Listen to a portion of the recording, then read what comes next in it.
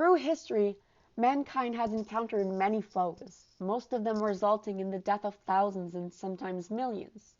Like David against Goliath, men have the unique ability to use tools and strategies to vanquish its enemies. But what can men do when their enemy is virtually unstoppable and invisible, like in the case of pandemics?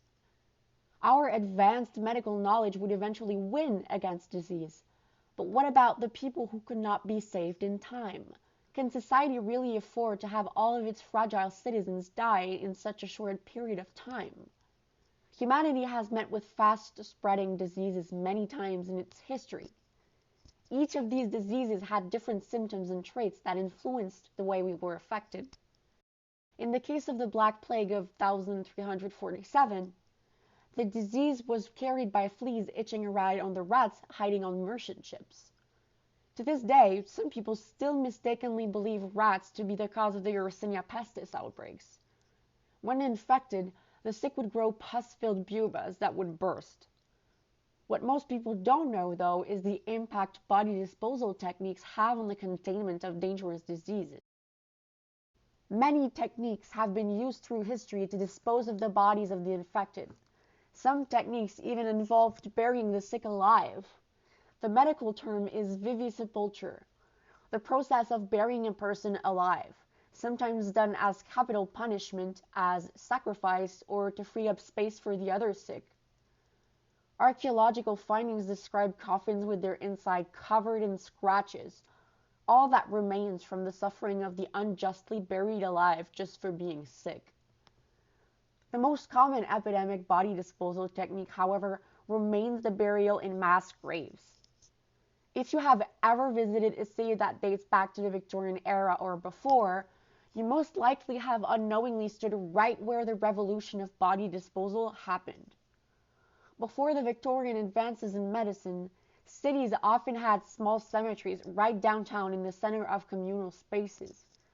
These cemeteries all have one thing in common. They hide more bodies than they have monuments. That is because until around 1830, we were still disposing of the dead in mass graves. Since our cemeteries were still adjacent to churches and therefore right downtown, the unsanitary conditions in which the dead were disposed of resulted in uncontrollable eclosions of tuberculosis and cholera. In some journal entries, city folks of the time describe how the local air reeked of death and rotten flesh.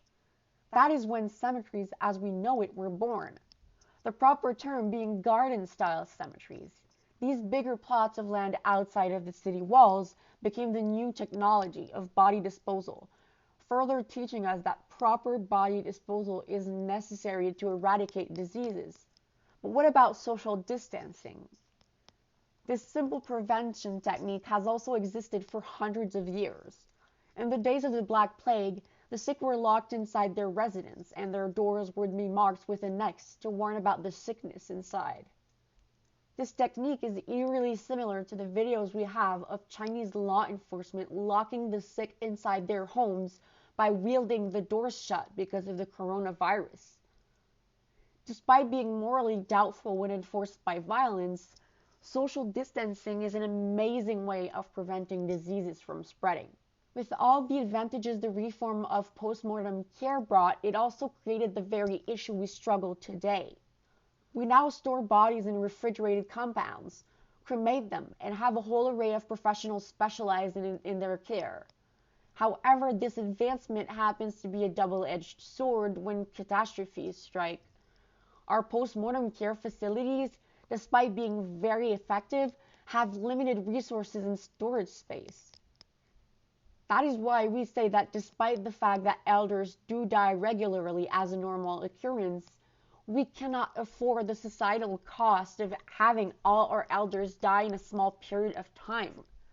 Every day, Italian newspapers had to go from 2 necrology pages to 10 consecutive pages in the light of the recent COVID-19 outbreak.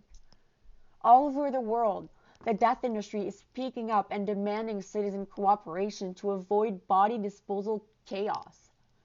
Death professionals are urging us to stop considering our elders like disposable individuals and to follow the social distancing procedures put in place to prevent history from simply repeating itself again. For information about the coronavirus prevention measures you can practice at home, please visit the World Health Organization website linked below.